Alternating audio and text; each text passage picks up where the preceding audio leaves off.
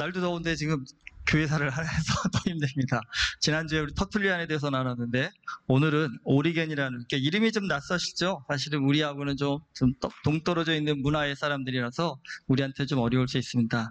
오늘은 초대교회사 7번째 초대교회 교부 오리겐에 대해서 함께 좀 말씀을 나누고자 합니다. 초대교회사를 공부할 때 우리가 꼭 알아야 할 중요한 도시가 하나가 있습니다. 이게 알렉산드리아입니다. 지도 한번 보여주세요. 예. 저 지도에 보시면 그 빨간 점이 보이시죠? 이게 오늘날 이집트 남부 항구 도시인데, 여러분 야곱이 창세기에 보면 그의 가족들을 데리고 이집트로 가서 정착한 땅이 고센 땅이라고 하는데요. 사실 알렉산드리아가 있는 그 땅이 바로 고센에 위치한 도시입니다. 이 알렉산드리아는요, BC 4세기에 헬라 제국의 알렉산더 대왕이 자신의 이름을 따서 세운 도시라고 합니다. 이 알렉산더 대왕이 이 도시를 세운 이유는요, 헬레니즘 문화를 전파하는 전초 기지로서 이 도시를 사용할 목적으로 세웠다고 합니다. 그런데 알렉산더 대왕이 갑자기 죽고 난 다음에 그의 부하들에 의해서 그 헬라 제국이 4개로 나누어지는데, 알렉산드리아가 속한 이집트 지역에는요, 프톨레마이오 왕조가 통치를 합니다. 그 유명한 그 클레오파트라가 속한 왕조가 바로 이 왕조입니다. 근데 이 프톨레마이오 왕조는요, 알렉산더 대왕의 유지를 받들어서 헬라 문화를 발달시키고 전파하는 일에 굉장히 심혈을 기울였다고 합니다. 그런데 여러분, 그 대표적인 게 뭐냐면 그 알렉산드리아에 도서관을 세웠다고 합니다. 그 다음 화면 보여주시면, 위쪽에 있는 것이 예전에 있던 도서관이고 밑에 있는 게 새로 세워진 도서관이라고 합니다. 그러니까 세상의 모든 책들을 모으는 게 이 도서관의 목적이었다 합니다. 오늘날에 우린 책은 좀 흔한 거라고 생각할 수 있겠지만, 이 당시의 책은요, 다 손으로 가죽에다 이렇게 써야 되는 굉장히 비싸고 귀한 것이었습니다. 그런데 이 당시에 알렉산드리아의 그 정책이 뭐였냐면, 알렉산드리아 항구에 들어오는 모든 배를요, 뒤져가지고요, 책이 나오면요, 그 책은 무조건 알렉산드리아 도서관으로 먼저 보냈답니다. 그럼 보내가지고 그냥 뺏은 게 아니라 그 책에 필사본을 만든답니다. 손으로 일일이 다 써가지고 필사본을 만들어서 뭘 주냐면, 필사본을 원주인한테 주고 원본은 도서관에다가 보관을 시켰답니다. 그게 그 알렉산드리아의 정책이었다고 합니다. 그러니까 어쨌든 그 모든 세상의 지식을 이 도서관에다가 세우겠다라고 해서 사실 그 굉장히 과학적인, 기하학적인 발전을 굉장히 많이 이루었답니다. 그런데 나중에 이제 몇 번의 전쟁을 겹치면서 이게 다 불타 없어져 버린답니다. 그래서 어떤 학자는 말하기는 이 알렉산드리아 도서관이 불타 없어진 것이 인류 역사 지식 발전에 굉장히 큰 가장 안타까운 장면 중에 하나다라고 그렇게 표현을 하기도 합니다. 그랬던 게 이제 2002년에 유네스코 지원을 받아서 새 도서관을 건축했다고 하는데, 아래 사진이 그 도서관의 건축 모습이라고 합니다. 헬라 문화 전파의 전초 기지로 건설된 만큼 알렉산드리아에는요, 당연히 헬라 철학이 발달을 하였습니다. 그런데 보시면 알겠지만 이게 지리적으로요, 이스라엘과도 굉장히 가까웠습니다. 그러니까 이 알렉산드리아가 건설됨에 따라서 헬라 문화와 유대 문화가 교류가 이루어지기 시작했다고 합니다. 특히 AD 70년에 로마에서 예루살렘이 멸망을 당합니다. 근데 이때 이 로마의 침입을 피해서 유대 종교 지도자들이 굉장히 많이 알렉산드리아로 이주를 합니다. 그래서 결국 오늘날 서구 문화의 두 중심축을 헬라 문화와 히브리즘 문화라고 하는데, 이 헬라 문화와 히브리즘 문화가 만나는 중요한 계기가 된다는 겁니다. 근데 초대교회를 우리가 보시면 알겠지만, 지중해를 중심으로요, 북쪽으로는 유럽, 아래쪽으로는 북아프리카, 동쪽으로는 아시아, 이렇게 넓은 지역으로 복음이 전파되어져 갔습니다. 그러니까 하나님과 예수님을 믿음에 있어서는 다 공통점을 갖고 있지만, 이 각 지역에 따라서요, 신앙의 특색이 굉장히 많이 달랐습니다. 지난주에 말씀드린 교부 터툴리안, 이 사람은 이제 로마의 영향을 많이 받은 사람입니다. 그러니까 라틴 신학이라고 하고 서방 신학이라고도 하는데요. 이 서방 신학의 특징이 뭐냐면, 로마는 실제적인 법이나 건축 같은 토목공사에 굉장히 앞선 기술을 갖고 있는 그런 제국이었습니다. 그러다 보니까 실제적인 실용적인 사고를 굉장히 강조해서 이 서방 신학도 그런 부분에 있어서요, 이 헬라 철학의 철학적 사고를 배척하고 뭘 중심으로 발달이 되냐면 교리와 교회의 조직, 이런 것들이 굉장히 발달이 됩니다. 그래서 로마 카톨릭이 그래서 이 조직적인 능력이 굉장히 뛰어난 것이 이런 영향을 받았기 때문입니다. 반면에 여러분, 그리스를 중심으로 하는 헬라 철학 지역이죠.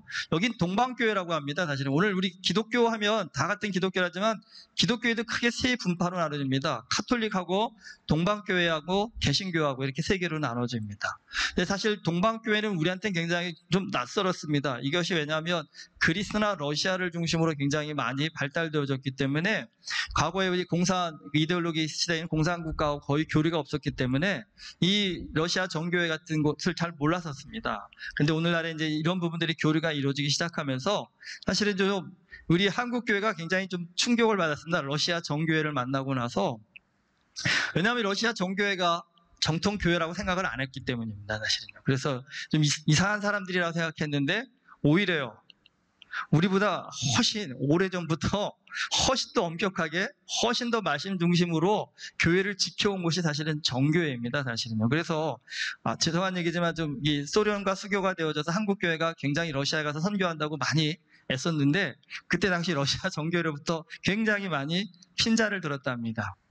그러니까 뭐냐면 어떻게 보면 할아버지 노시는 곳에 손자들이 와가지고 니네 지금 제대로 못 믿고 있어. 제대로 믿으려면 이렇게 믿어야 된다고 얘기한다니까 러시아 정교회 지도자들이 한국교회 그 지도자들을 불러다가 좀 야단을 좀 섰답니다. 야, 니네 열심히 하는 것도 좋지만 니네가 어디서 놀아야 될지는 좀 노는 물을 가려서 놀아라. 쉽게 말씀드리면 그런 핀잔을 들었다고 한답니다. 어쨌든 이 정교회는 좀 나중에 한번 설명할 기회가 있겠지만 이 알렉산드리아는 이 동방 신앙의 어떤 중심지로 굉장히 떠오릅니다. 그래서 지난주에 말씀 터툴리안 이 서방 신학은 헬라 철학을 이 신학을 이용하는 데 있어서 굉장히 배척을 하였지만 이 동방 신학은요 헬라 철학을 신학을 이해하는 데 있어서 적극적으로 활용을 합니다. 그 대표적인 교부가 바로 오늘 말씀드릴 오리겐입니다. 이 오리겐이라는 분이 185년에 알렉산드리아에서 태어납니다. 근데 그가 갓난아이였을 때 아버지가 순교를 당하셨다고 합니다. 근데 그때 어머니가 오리겐을 숨겨가지고 겨우 목숨을 구했다고 합니다. 그런데 어려서부터 학문이 발달한 알렉산드리아에서 오리겐이요 철학을 비롯한 다양한 학문을 접하며 자란다고 합니다. 물론 다양한 학문을 접한다고 해서 모두가 공부를 잘하는 건 아니겠지만 이 오리겐은요 약간 천재적인 그 소리를 들을 만큼 공부를 굉장히 잘했다고 합니다. 그래서 아주 탁월한 그 지적인 능력을 발휘해서 20대의 젊은 나이에요. 오늘날로 치면 이게 신학대학인데요. 교리문답학교의 교장이 되었다고 합니다. 그러니까 여러분 이게 얼마나 뛰어난 지적인 능력을 가졌는지 알 수 있습니다. 근데 이 당시 여러분 헬라 철학자들은요. 기독교에 대해서 굉장히 비판과 비난, 조롱을 가하고 있었습니다. 그런데 문제는 그 철학자들을 상대로 교회에서 누구도 기독교를 옹호하고 증거할 만한 엄두를 못 내고 있었다는 사실입니다. 이유는 간단합니다, 여러분. 철학자들과 그 당시 세상을 이끌어가는 철학자들과 토론하고 논쟁을 해야 되는데 그러려면요. 철학에 능통을 해야 되고 또 아울러 신학에도 능통을 해야 되는데 여러분 사실 이 당시에 교회가 한 인물을 철학도 가르치고 신학도 가르치면서 그래 세상에서 좀 능력 있는 인재로 자라가라라고 서포트할 만한 그런 여건과 상황이 사실은 잘 되지 않는 상황이었습니다. 그러다 보니까 사실은 철학자들이 아무리 조롱을 하고 뭐라고 해도 함부로 나서서 너희가 지금 틀린 말을 하고 있다, 잘못된 말을 하고 있다, 기독교에 대해서 오해하고 있다라는 이런 얘기를 누구도 감히 하지 못하고 있는 상황이었습니다.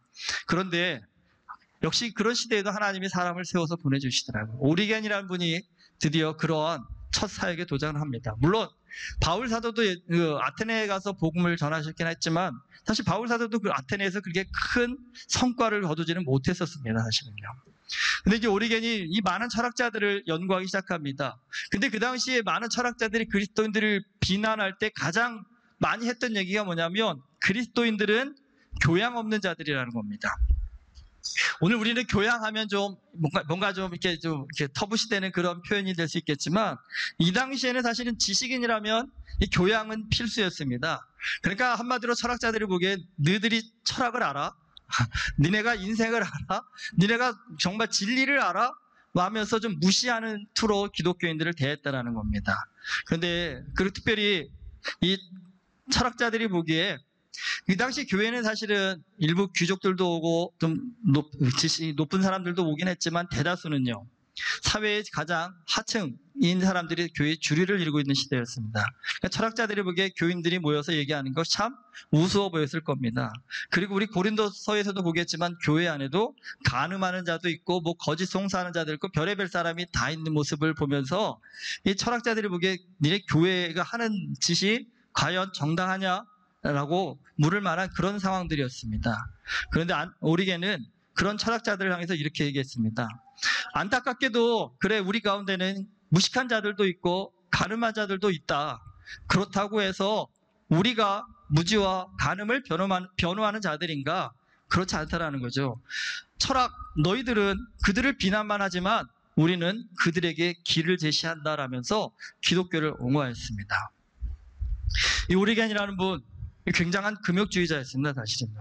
그래서 사실은 예수님 마태복음 19장에 보면 스스로 고자된 자도 있다고 그러지 않습니까? 그래서 사실 오리겐이 그 말씀을 따르려고 자기 스스로 거세를 해가지고요, 스스로 고자가 되는 그런 만큼 말씀에 엄격하고 말씀을 있는 그대로 실천하고자 하는 굉장한 원칙론자였습니다. 그러니까 어떤 면에서 보면요, 지식과 실천력을 겸비한 정말 최고의 그리스도인이라고 할 수 있습니다.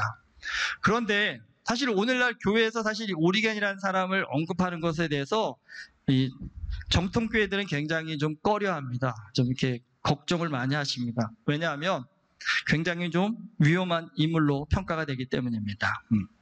그 이유가 뭐냐면 이 오리겐이 철학을 깊이 연구하다 보니까 그건 좋은데 철학이 갖고 있는 약점을 오리겐도 그대로 가졌기 때문입니다. 여러분, 기본적으로 철학이라는 것은요, 인간의 이성을 굉장히 신뢰합니다.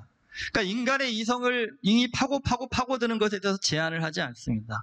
그러니까 굉장히 끝없는 지적인 탐구에 몰두를 합니다. 그리고 결론은 이성으로 모든 것을 다 이해하고 해석할 수 있다라고 하는 확실한 믿음이 있습니다. 하지만 오늘 우리가 말씀에서도 보았듯이 바울 사도가 얘기하잖아요. 하나님의 지혜와 지식과 판단이라는 것은요, 너무 깊어가지고 다 이해할 수 없다라는 것입니다. 그러니까 하나님에 대해서 배워가는 신학은요, 사실은 하나님을 알아가기 위해서 인간의 모든 지성을 활용하긴 합니다. 하지만 궁극적으로 여러분, 신학이라는 것은요, 인간의 지성으로 해결할 수 없는 하나님의 영역이 있다는 것을 신학은 인정을 합니다.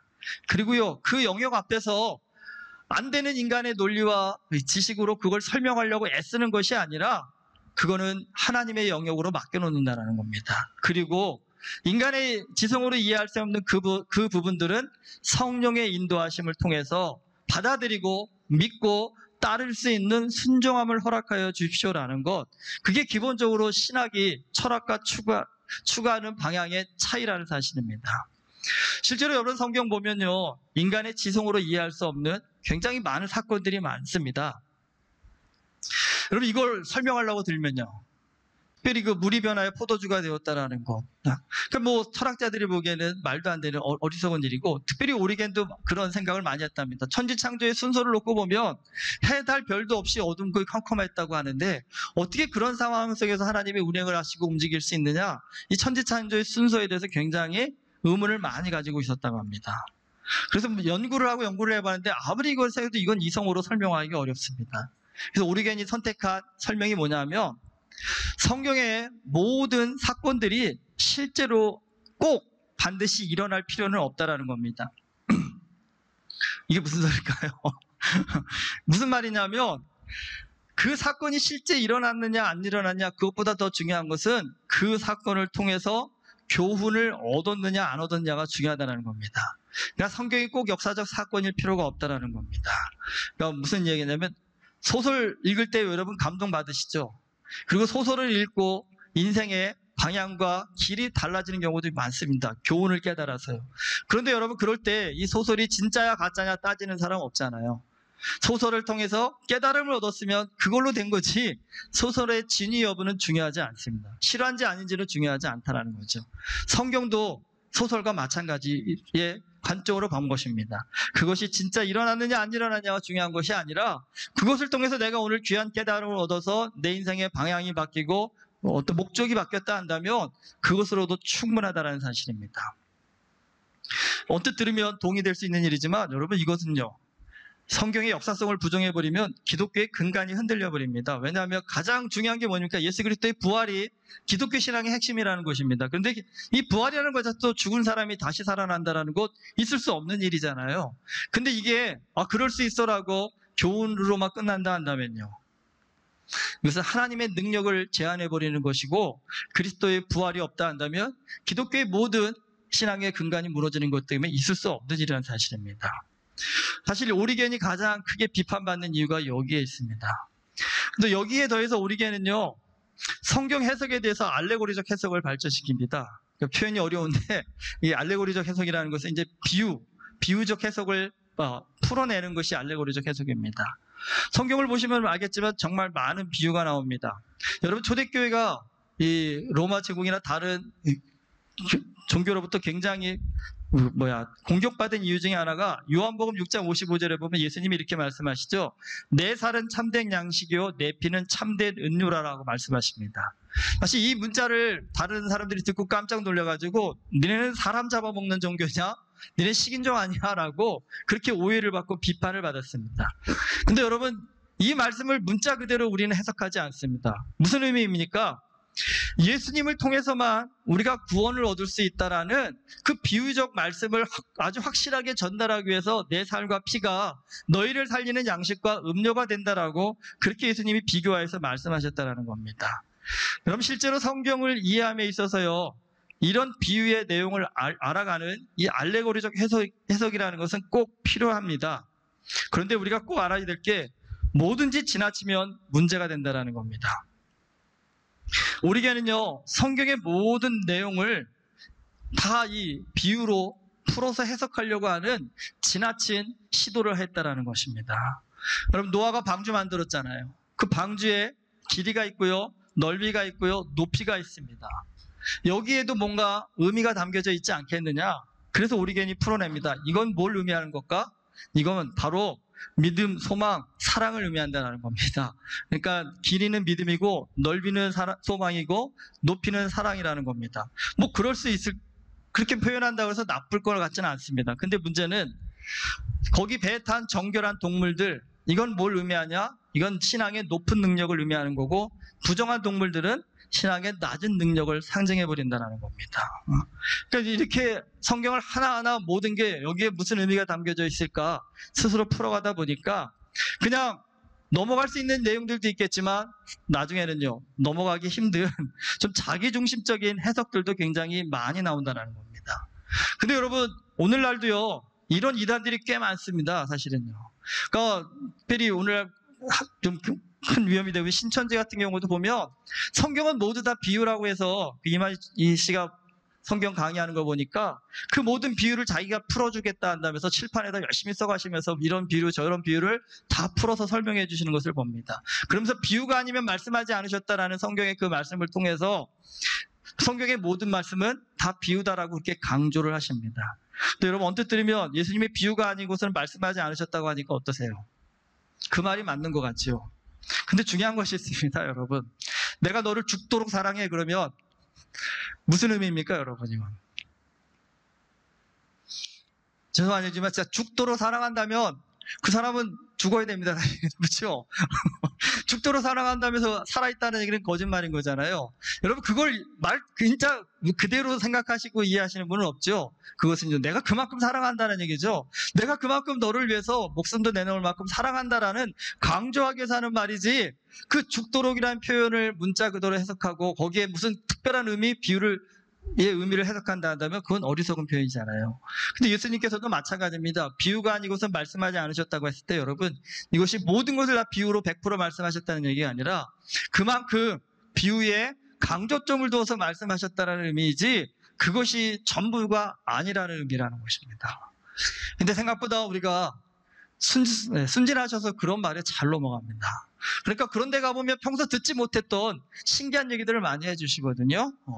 뭐 무화과 나무가 상징하는 바가 무엇이고, 뭐 울타리는 뭐를 상징하고, 뭐 거기에 뭐 목자는 무슨 의미이고, 이렇게 다 풀어주시면 저는 솔직히 그 들으면서 기억하기도 힘들어갖고 좀 이게 짜증이 났는데, 또 의외로 그게 좋다고, 재밌다고, 신기하다고, 아, 성경에 이렇게 깊은 뜻이 있구나라고 그렇게 좋다고 말씀하시는 분들도 계시더라고요. 근데 여러분, 성경이라는 것은요, 비유로 이해해야 될 것도 있겠지만 사실 문자 그대로 이해할 것도 있습니다. 그러면 어떤 건 비유로 이해하고 어떤 건 문자 그대로 이해해야 됩니까? 여러분, 이게 위험합니다. 내가 판단하는 것이 아닙니다.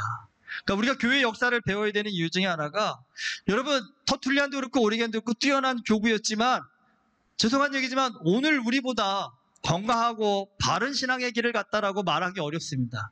왜냐하면 터툴리안은 성령파에 빠져가지고 약간 이단 성향을 보였고, 오리겐은요, 이 지나친 성경 해석을 통해서 건강한 신앙의 길을 잃어버렸다는 겁니다.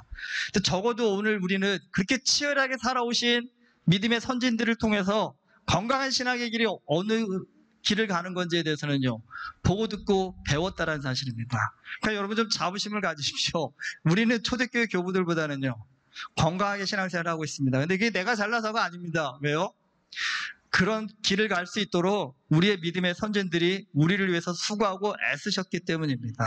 그러면 오늘 우리가 해야 될 일은요, 적어도 그분들이 목숨 걸고 그렇게 건강한 바른 신앙의 길을 우리에게 가르쳐주기 위해서 애쓰셨다면 좀 배워야겠죠. 들어야겠죠. 그분들이 과연 무엇을 위해서 그렇게 신앙생활을 했는지를 좀 알아봐야 되겠죠. 그러니까 오리겐이라는 분들을 어떤 좀 그 과격한 목사님들은 이단이다, 사실 교회에서 이단으로 정죄를 받습니다, 나중에. 근데 굉장히 이분을 뭐라 하고 싫어하는 분들도 굉장히 많긴 한데 꼭 그럴 것만은 아닙니다, 사실은요. 예, 오리겐이라는 사람 분명히 성경 해석에 있어서 사실은 새로운 길을 제시한 공로가 있습니다. 그 이전까지 누구도 알지 못했던 성경 안에 담겨져 있는 놀라운 그 진리의 비밀들을 볼 수 있는 새로운 해석의 어떤 눈을 열어준 큰 공로자이긴 합니다.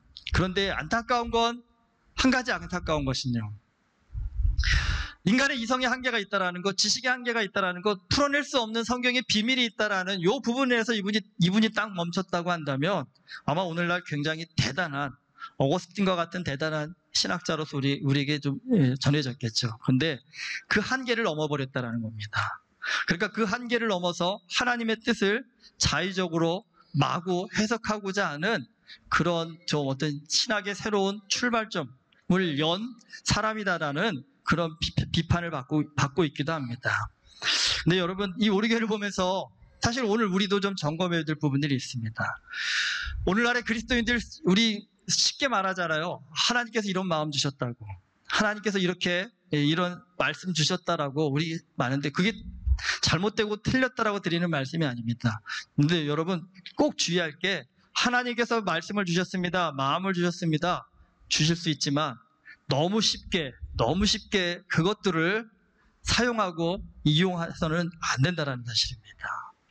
물론 살면서 하나님께서 우리에게 깨달음도 주시고 은혜도 주시겠지만, 여러분 때로는요, 인간이라는 게 욕심이 많아가지고요, 내 뜻을 하나님의 뜻으로 둔가시키는 일에 있어서 우리는 아주 원초적인 질성을 갖고 있습니다, 사실은요. 그래서 자기 뜻을 하나님의 뜻이냐 이렇게 포장할 때가 많다라는 사실입니다. 그렇기 때문에 우리가 우리의 입술로 하나님의 말씀, 하나님의 뜻, 이런 것들을 이야기할 때는 굉장한 주의가 필요하다는 겁니다. 그리고 굉장한 좀 노력이 좀 필요하다는 겁니다. 이것이 정말 하나님께서 내게 주신 일인지를 깊이 묵상하고 고민하고 기도하고 성령의 인도하심을 구하는 이런 과정들이 있어야 우리가 어긋나지 않고 바른 신앙의 길을 갈 수 있다는 사실입니다. 그리고 너무 또 이런 게 지나치셔서 하나님의 뜻을 내가 마치 다 아는 양 너무 자신 있게 말하는 이 수준까지 가는 일, 이거 굉장히 주의하셔야 됩니다. 여러분, 우리가 하나님을 알아갈수록, 말씀을 알아갈수록, 성령을 알아갈수록 깨달아지는 가장 큰 진리는 뭐냐면, 인간은 연약하다라는 겁니다. 인간은 죄성이 많아서 하나님의 기쁘신 뜻, 크신 뜻을 다 알 수도 없는 존재라는 사실을 알고, 그렇기 때문에요, 여러분 알아갈수록 배워갈수록 더 겸손하게 낮아질 수 있는 믿음의 태도를 가져야 된다는 사실입니다. 우리 교회를 통해서 오늘 우리에게 주는 교훈은 하나의 큰 교훈이 있습니다. 신앙이라는 것은 여러분 말씀과 성령 안에서 균형을 이루어야 된다는 겁니다. 어느 한쪽으로 치우치지 않고 절제할 수 있는 하는 믿음을 가질 때 우리가 바른 신앙의 길을 갈 수 있다는 사실입니다. 내 뜻, 내 마음대로의 신앙, 이것이 아니라 하나님의 말씀, 성령의 인도하심, 여기에 납작 엎드려서 이끄시는 대로 순종할 수 있는 그 믿음을 가질 때 우리가 좌로나 우로나 치우치지 않고 건강한 신앙의 길을 걸어갈 수 있다는 사실입니다. 여러분, 오늘 우리 누구나 다 좀 치우쳐 있는 신앙생활을 갖고 있습니다. 사실은요. 우리 자신을 한번 잘 점검해 보십시오. 나는 어느 쪽에 치우쳐 있는 신앙인가? 물론 아무것도 치우치지 않고 아무것도 없는 경우도 많지만 이건 정말 안타까운 일입니다. 차라리 치우치는 게 나은데 너무 없으셔도 문제이긴 하지만 그래도 여러분 이 무더운 날 그래도 예배드리겠다고 이 자리에 나와 앉아 계셨다 한다면 여러분 그래도 주님 앞에 이끌림 받고자 애쓰는 분들이라고 믿습니다. 네, 여러분 그래도 하나님 내가 말씀에 치우쳐 있는지 혹은 성령의 체험에만 치우쳐 있는지 나를 잘 돌아보게 하여 주시옵소서. 우리의 믿음의 선진들이 그렇게 애쓰고 힘써서 오늘 우리로 하여금 걸어가기를 원하는 그 바른 신앙의 길, 그것이 무엇인지를 오늘 날마다 주님 앞에 엎드려 간구하고 구하여서 은혜교회 모든 성도님들이 정말 하나님 기뻐하시는 바른 믿음의 길을 걸어갈 수 있는 참된 주님의 제자 될 수 있기를 주님의 이름으로 축원합니다. 기도하시겠습니다. 하나님 아버지, 주님 앞에 열심히 최선을 다하고 싶습니다. 그러나 죄인인지라 무지한지라 연약한지라 바른 길을 찾지 못하고 내 뜻, 내 맘대로 치우쳐 살 때가 참 많은 시간 고백합니다. 하나님 위대한 믿음의 선진이었던 오리겐조차도 아버지 하나님 그 바른 길에서 벗어나서 좀 치우치는 그런 어리석은 범을 범했습니다. 그렇다면 오늘 우리는 말할 것도 없는 줄 믿습니다. 주님, 날마다 두렵고 떨리는 마음으로 주님 앞에 서게 하여 주시옵소서. 내가 오늘 가고자 하는 이 길, 내가 오늘 서고자 하는 이 곳이 정말 주님이 기뻐 원하시는 길인지 곳인지를 분별할 수 있는 하나님의 믿음을 우리에게 허락하여 주시옵시고, 날마다 말씀 앞에 엎드리고 성령에 의지하여서 정말 주님 손 꼭 잡고 주님 기뻐하시는 바른 믿음의 길을 걸어갈 수 있는 우리 모두 되어줄 수 있도록 주님께서 함께하여 주시옵소서. 예수 그리스도 이름으로 기도드립니다. 아멘.